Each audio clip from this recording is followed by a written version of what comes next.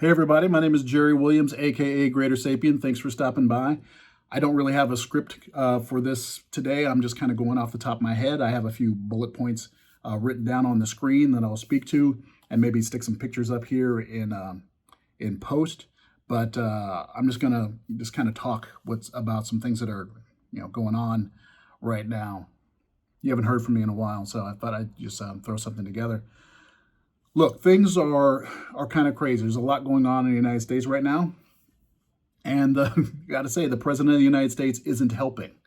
We don't really have presidential leadership at the moment. This is a man who claimed when he was running for office that he's the only one to cure the problems of this country. He's the only one that had the answers. And yet, as problems have come forward, all he has done is make excuses for them not going his way. He doesn't take responsibility for anything he said. I know I've said that before, but it's true. He doesn't take responsibility for anything he says.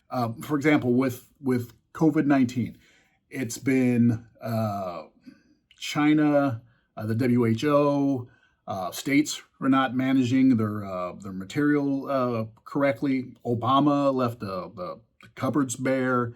Now, early on, when everything started happening, he had no issues with China, none whatsoever. He had no issues with the WHO. Back when he thought that this was going to be cleared up quickly, that he was talking about how him and his people were talking about how it was contained and it was all under control. He didn't have any criticisms for anybody because everything was just running perfectly. He said that the media were inflating things, and the Democrats were inflating the issue in order for their own political gain. But that's the only criticism he had going on, because everything was going to work out fine for him. But as things have not gone fine for him, as the death toll has gone up, and as more and more he gets on camera and embarrasses the nation and shows poor leadership, the more he's had to go back and kind of retroactively say, well, these are the problems that started all this. China didn't give the proper information. The WHO was withholding things and in the pocket of China. The states are not managing the things correctly. We did everything perfectly. There's nothing I would do differently. And Obama left the cupboards bare. And even if Obama had left the cupboards bare, and I'm not even taking that as a fact, that was over 3 years ago. As the president, it's his job to make sure the cupboards aren't bare. What was he doing this entire time? What were his people doing this entire time? And he was asked that question, and he said, well, I had a lot of things going on. Fuck that. You have a lot of people. Somebody should be on it. So even if we go by the premise, which I believe is false, that Obama left the cupboards bare, it's your job to refill the cupboards, and you didn't do it. And if the cupboards were bare early on, you should have said right off the bat, hey, we got to take care of things. The cupboards are bare right now, but we're going to take care of it. But no, you said everything was fine. You said that you were getting everything out to everybody. And then all of a sudden, it's Obama's fault. This is what I mean by he doesn't take responsibility for anything. So now we're at 100,000 plus deaths related to COVID-19. Now, early on, I talked about this, and I had a scenario that had like 70,000 deaths in it. And people were saying that I was being a fear monger and that I was just telling people to be afraid when I was just discussing flattening the curve. And I got a lot of feedback on that. But it's been 3 months and we have over 100,000 deaths. That's only 90 days or so. People try to compare it to the car accident rate. It's like, 48,000 people die a year from car accidents. Well, guess what? That's a whole year. This is only 90 days, 3 months. And that's with the slow ramp up. And then it starts to really accelerate. We still have more to go on this. We're probably going to end up in the 150,000 range on this by August or so. Who knows what's going to happen in the whole next year. But this concept that I was overblowing things, and that it was no different than the seasonal flu. It's just going to be nothing. Was bullshit, and you guys are silent about it now. Now, like I said, I don't have this thing scripted. I'm just kind of rolling here. Let me say that this may end up being like the seasonal flu in the end. Best case scenario, this will end up like the seasonal flu. The thing about the seasonal flu is, yes, it has a death rate of about 0.13% or something like that. But that's with a vaccine, and that's with a considerable amount of herd immunity. So the flu is dangerous. The seasonal flu is quite dangerous. So I do have a little bit of problem when people say, "Oh no, it's so much worse than the seasonal flu." The only reason it's worse than the seasonal flu is because we don't have an immunity for it. But the seasonal flu is bad, but we already have vaccines and stuff for it. That's why we're not worried about it too much. Sure, we lose a certain number of people, but we have a baseline in order of protection with it. We don't have that with COVID-19, with this strain of the coronavirus. So eventually, yes, this is going to be, it's probably just going to end up being just like the seasonal flu. It's just going to end up being mixed in with that. We'll have a boost of deaths, seasonally, but that's not going to happen until we get through this part here. The problem with it right now is the fact that we don't have that immunity. That's why we have 100,000. Well, that's not why we have 100,000 deaths. One reason we have 100,000 deaths is this wasn't managed very well. And now I have people who will probably show up in the comments, and they've done it before, and they've hit me up on Twitter. Even some other skeptical people who normally agree with me, but disagree with me when it comes to Trump. They'll say, well, the original estimate was for 1.5 to 2.2 million people dying from this. The fact that there's only 100,000 people or 150,000 people, whatever it ends up being, is just a testament to how well Trump has done this. And Trump himself is already trying to spin this way. I call bullshit on that. First off, all the people who were telling me that the original estimate was 1.5 or to 2.2 million, and Trump's doing so good on this, are the same people who were telling me that this was going to be nothing, and that everyone is overblowing it. But now that it's big, you're saying, well, it was going to be much worse. Trump's doing great. But I call bullshit on that excuse, and this is why. That 1.5 to 2.2 million people dying of COVID-related issues was based on no one doing anything about it. That's what it was. If you go find the study and what that Dr. Birx and other people were talking about way back in March, that estimate was based on no one doing anything. If no one does anything about this, this is how many people could possibly die. And when they say no one does anything, that means no increased hand washing, no states closing down, no people choosing to work from home or to wear their own personal face mask. That's no one doing anything. We could have 1.5 to 2.2 million people die. Well, guess what? That was never going to happen. Before the CDC put their guidelines forward, before they dropped their own guidelines, states were already starting to make moves. Local municipalities were already starting to put their own things together. My company was already starting to put things together. I was already starting to work from home because my wife is immune compromised. So I was already starting to work from home. People were already starting to wear masks. And that's why they're like, hey, maybe you don't want to wear masks because we're short on masks. So that concept of no one ever doing anything was never going to happen. So Trump doesn't get credit for 1.5 or 2.2 million people not dying because that was never going to happen. even if Trump didn't do anything, if he didn't make any official decrees, people like me, the city of Oakland, the county of Alameda, the state of California, other states, we were already going to do something. So Trump doesn't get to have credit for that. He doesn't. That number is bullshit. But he's going to run with it. He's going to say, when I heard that 2.2 million people could die, I took action. And that's why we only have 100,000, 150,000, 200,000 people. Remember, it was going to be, he said, 50,000. Okay, maybe 60, 65,000 we're talking about now. Now we're talking 80 to 90,000, maybe 100,000 now. Now it's 137,000. I think they're officially around, they're thinking around 137,000. So he kept charging up that number. Remember, he was saying, they said it was going to be 2.2 million, and I think it's just going to be 60,000. So he doesn't get to have that credit because he keeps moving the goalposts, and that was never a real number.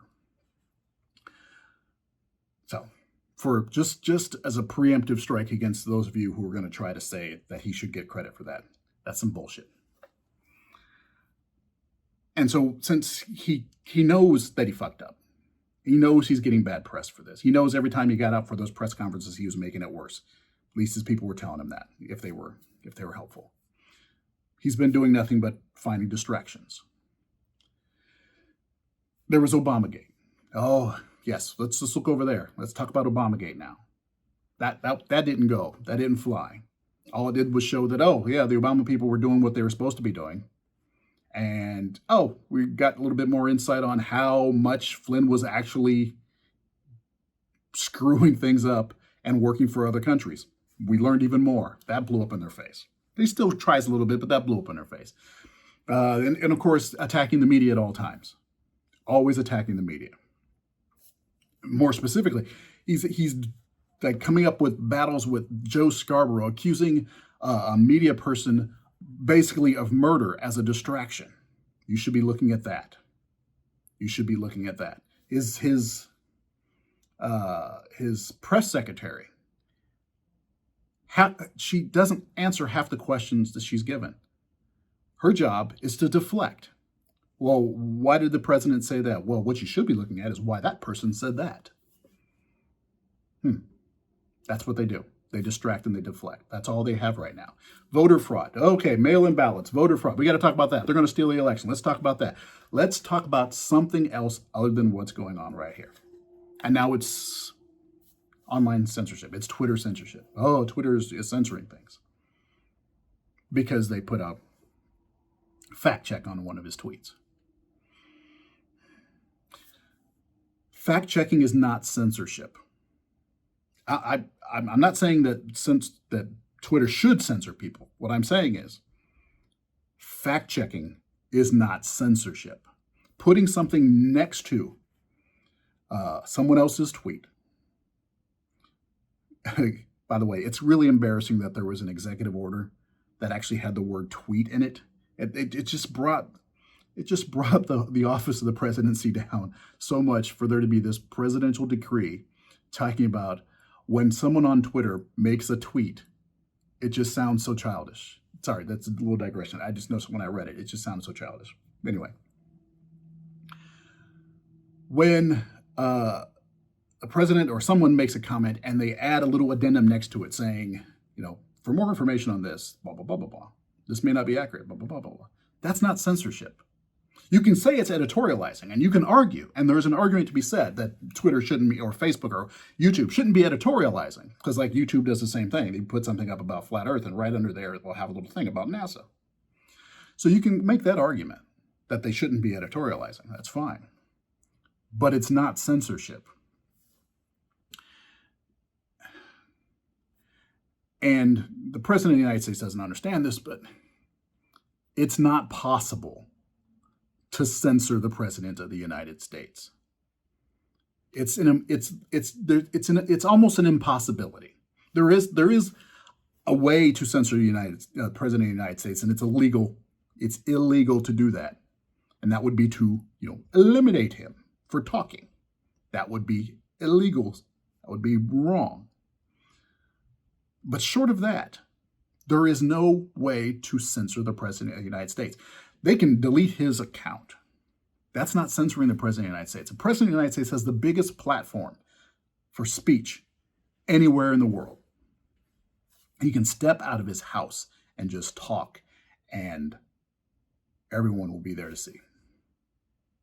He has his own website. He has his own press secretary. He can get on anytime he wants and make news. It is not possible to censor the President of the United States. But what he can do is he can make a point of whining and complaining and bitching like a tiny child about it to get people to think about that instead of what he's not doing, which is his goddamn job. That's what he can do.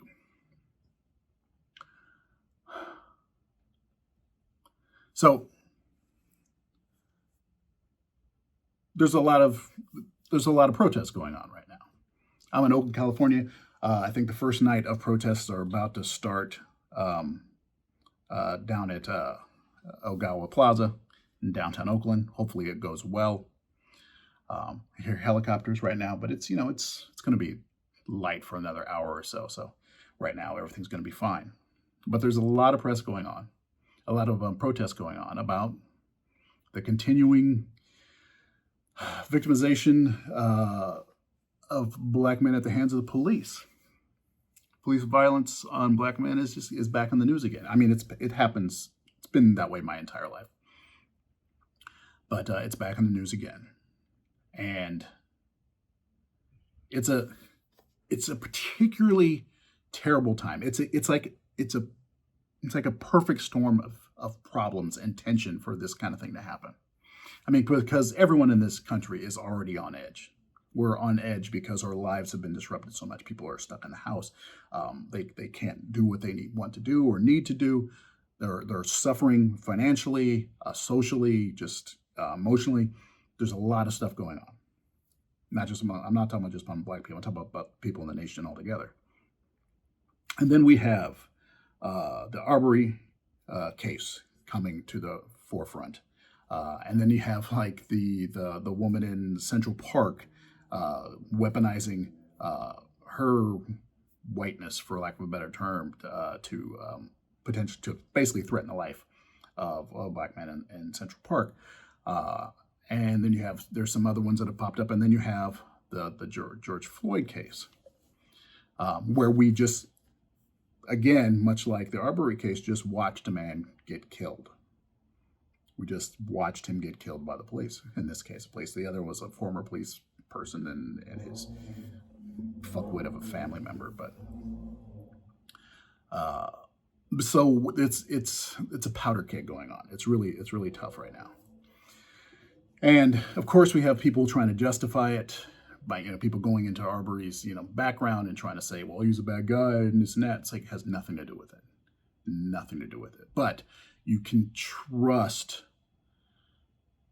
racists in this country and racism in this country, because it's not always a person who's a racist that has this thing, but it's like the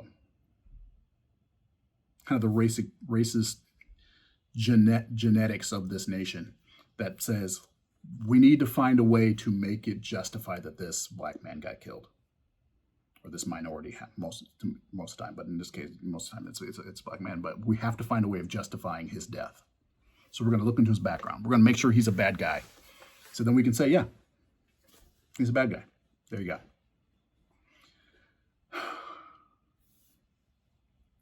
And so they try to justify it. And then, when they say maybe if you just obeyed the law, this wouldn't happen. Yes, the police overstepped their bounds, but if you weren't doing anything in the first place, then they wouldn't have the opportunity to overstep their bounds. And that is bullshit on another scale, because you don't have to be doing anything. All you have to do is be at the wrong place at the wrong time for them.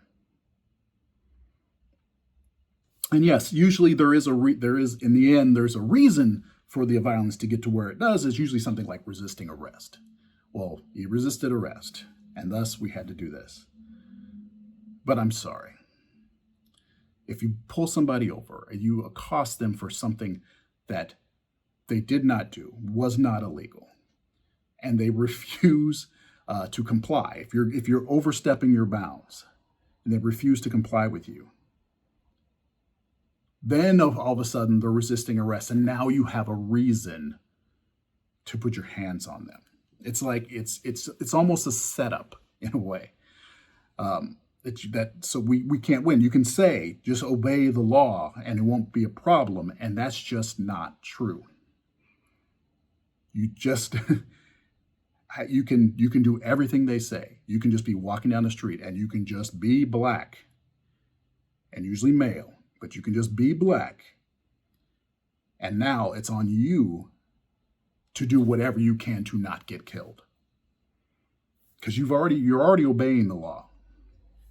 So obeying the law wasn't doing it. Now you're following orders. There was a young man, it was in Texas, I think it was Midland, just earlier this week. I think the young man, 21 years old, he ran a stop sign or something like that. Now, I don't know if he didn't know he ran a stop sign and didn't really pay attention, but he ran a stop sign. So that's an infraction. Got it. So he gets pulled over, he makes it to his house, and then he pulls over. And the cops they're saying, get out of the car with your hands up, get out of the car with your hands up, which is perfectly justified for them to say. And he gets out of the car with his hands up. And less than a second, the moment he steps out of the car with his hands up, it's almost as if there is an activation button on this young man's door. Because as his door opens and he comes out, the guns come out. Now, they told him to get out of the car with his hands up. But the moment he does, the door's not even completely open. I watched the video a couple times. The door's not even completely open. It's like, come out with your hands up. They're ready to go. Because their mentality is to shoot, to be prepared to shoot. For a trap, yeah. So it doesn't matter if you do what they say.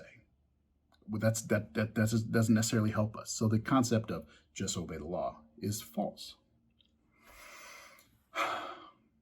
And then some of you fools are going to bring up, well, what about black on black crime? That's all I have. That's pretty much all I have to say to that. Because none of you people care, as you could bring it up, none of you care about black on black crime unless you're trying to use that to say, don't think about this crime. I haven't heard anybody talk about black on black crime for a while. But all of a sudden, when someone says something about police violence, all of a sudden it's like, hey, but what about black on black crime? Don't talk about it because you don't care about it. It's a distraction. We're talking about this right now. Anyway. And someone asked me the other day, someone showed me, can't remember who it was, but the picture, I'll probably show it up here. Because there's the different protests going on right now. There's the protest that's happening right now for the George Floyd murder. And that's been going on for a while. I think we're on the fourth day of protest. But when it first started out, it was generally peaceful. And but it was met immediately with tear gas before it even got out of hand. It was like, we're going with tear gas. We're going for it.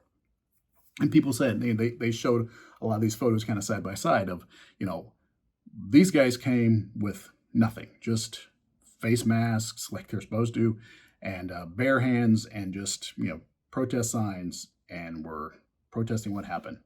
And they got met with tear gas and, riot gear. While these folks who were protesting the quarantine and they wanted to open the nation back up came with, guns and military gear, and they were actively pushing police and stuff, and they got left alone for the most part. Really, for the most part. There maybe one person got arrested at one point, but it was the police were incredibly peaceful to these people who were yelling in their face, getting in their face, screaming while holding guns. But the police were hands off. And it's one of those things where if protesting is perfectly legal, so they have to cross a line for you in order to stop them. So generally, if a protester touches a police officer, that's it. They're like, hey, you can protest all you want. Second you touch a police officer, now we're going to take you in. Sometimes a police officer will will make sure they get big and are kind of threatening to the protester. So then the protester just feels like just push them away, and then all of a sudden, the police can say, hey, you touched me, boom, you're going. But with these, open up the country folks, they were interacting with the police all the time, pushing on them, yelling at them, spitting on them, with guns, and we're being left alone. And so people wondered, what is the difference? Why? And there's the idea, and it's a valid one, that there's a major racial difference here between these two groups. And honestly, that's probably it. But I have another theory about this, about why these protesters were left alone, while these protesters, the hammer was put on them. These protesters here, and my thought is this, that the police, in this case, know something about the protesters, the type of protesters. And that's my dog going there. Sorry about that. These protesters, the one with the guns, the police know something about them. That they're not going to do shit. They're not. Yeah, they've got guns to make themselves look big and tough, but they're cowards. They're not going to do shit. These are a bunch of flaccid, impotent, do-nothings. They talk a lot, but aren't going to do shit to affect shit. They are not a threat. They're just all bluster. They're not fighting for anything of real value to them. They're fighting for luxuries. They're fighting for things, they're arguing for things that they want. It's not fundamental. They're not willing to lay down their lives for these things that they're asking for. They're full of shit. These are cowardly, just weak, mostly men, cowardly, weak men with their guns. And the police know they're not going to do shit. These protesters, on the other hand, they have something worth dying for. They're talking about something worth risking their lives for. And that's their lives. The things that these protesters are talking about are fundamental. It's survival. They're perfectly willing to step up and risk their life. Why? Because their lives are already at risk and always have been. And so the police know to a certain degree, maybe I'm giving a little more credit than they should, but they know to a certain degree that these guys mean business. They will do what they need to do to affect change. While the ones with guns ain't gonna do shit. But these folks, you can tell by the look in their eye when they come forward that this is serious. This is about life or death. And so they're willing to put their lives on the line. And that scares the police. That scares them. They know that these people can actually affect change. And so they have to be put down. They have to be stopped in some way or another. So I was talking with my son the other day. It was a while ago. It was a couple months back, probably. It might have been before all this. It might have been when the whole quarantine started. But he reads online blogs, he watches videos, and he says, "Hey, have you heard that people are talking about, these right wingers are talking about there being a revolution, that they're going to rise up, the Second Amendment people are going to rise up and take back the country. Especially if Trump loses, they're going to rise up." And I said, "No, they're not. They're not."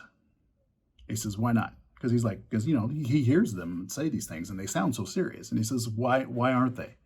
I said, because white people have it too easy. They're not going to rise up. They're not going to bite the hand that feeds them. They're not going to bite the capitalist system. It helps them too much. They're not going to do it. They'll talk. But since the things that they're talking about, fighting for supposedly, are luxuries, they're not going to lay their lives down for it. They're not. But they'll bring the guns and they'll talk about it and maybe hopefully you can scare you into just doing what they want, but they're not going to fight for it. If real change is going to happen, if there's going to be a revolution in this country, it's going to be minorities doing it. It's going to be black and brown people doing it. He says, why? He said, because they've had to do it before. Black and brown people have had to fight for their lives their entire life. That's what we've had to experience that. And so, yeah, when it comes down to it and change needs to happen, we are the ones who are going to do it. But the Second Amendment people, no. They don't have it in them. They've never had to fight for anything in their lives. Not this bunch of people. So, that's my opinion on that. But I'm not going to debate police violence, racial injustice here. I'm not. I know people in the threads are going to ask me, "What do you think about this? What about that?" I'm not going to do it. I'm just not going to do it. I'm not going to debate what the proper way of protesting is, because there's no proper way of protesting that's allowable by the mass, by the majority of the non-minorities in this country. There's no way to protest racial injustice that's acceptable. So I'm not going to even debate it. Take a knee, how dare you? March the streets, how dare you? Throw a rock, how dare you? It doesn't matter. There's no way you can do it. And all these fools talk about, well, Martin Luther King said this and that. Yeah, and they killed him. So there's no way. Peace doesn't work either. So I'm not going to debate what the proper way of doing it is. Because most of you, and I appreciate most of my fans, there's my hate fans, I don't appreciate them too much, but I appreciate most of my subs, but most of you, the vast majority of you, do not understand what I go through when things like this happen, what I experience, how it affects me at a core level. It's not possible. When the Arbery case, when that murder was, that video first came out, I don't know, it was the first day or the second day, I watched it. I should not have done it. I was in the backyard, was finishing up work. Should not have watched it. But I was frozen in place. I just sat there still for 15, 20 minutes. I don't know how long it was. And I sat there stationary because I didn't know what to do with my arms and my legs. I just didn't know what to do with them. I just had to sit still as my skin hummed, as my cells just vibrated, wanting to just do something, but there was nothing to do. There's part of you that wants to just scream, that just wants to run, that just wants to fight, that just wants to just destroy. And part of you that just wants to cry, and it all happens at once. And so you're immobile. And my wife came in. She came out. She was inside and I was outside. So she came out and she's like, "What's up?" And I told her, I don't know how I told her, but I told her what I had just watched. And she kind of just said, "Oh, I'm going to leave you alone." And she left. And I had never been more happy for the quarantine than I was that day. I was incredibly appreciative of the fact that I wasn't really allowed to go out and interact with people, because that's the last thing I wanted to do. I didn't know what I would say. I didn't know how I would come across. I don't know how I would feel if anyone spoke to me. So I was incredibly appreciative that I didn't have the choice of going outside. But I was rooted in place, because he was either that or explode. And unless you can understand that, we can't have this conversation of what racial injustice, police violence, how it affects me and my people. We just can't. We can't have that discussion. But I appreciate whatever sentiment you might have. You're entitled to your opinions.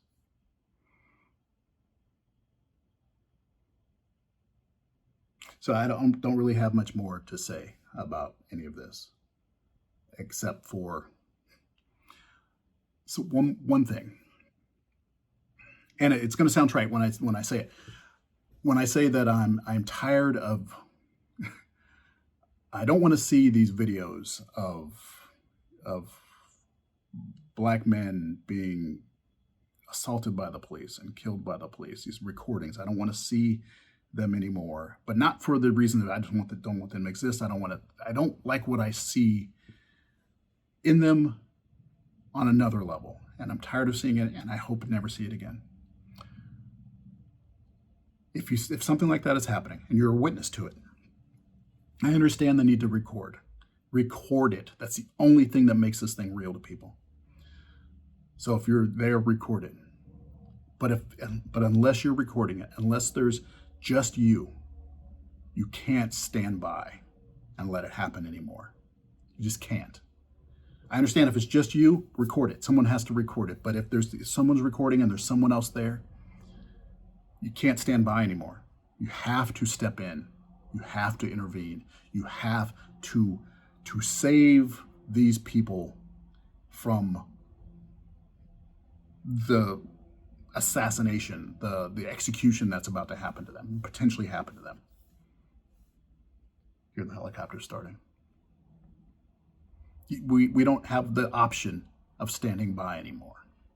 Now, I understand that interfering with an officer in the execution of his job is a crime, but it's a crime that we have to be willing to commit. We need to put ourselves in there.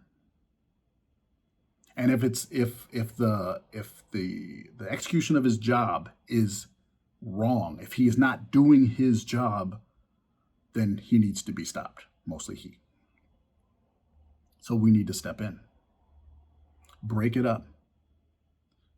Not assault. Don't need to assault anyone, but we need to get in between them. We need to separate them. We need to give our brothers and sisters room to breathe.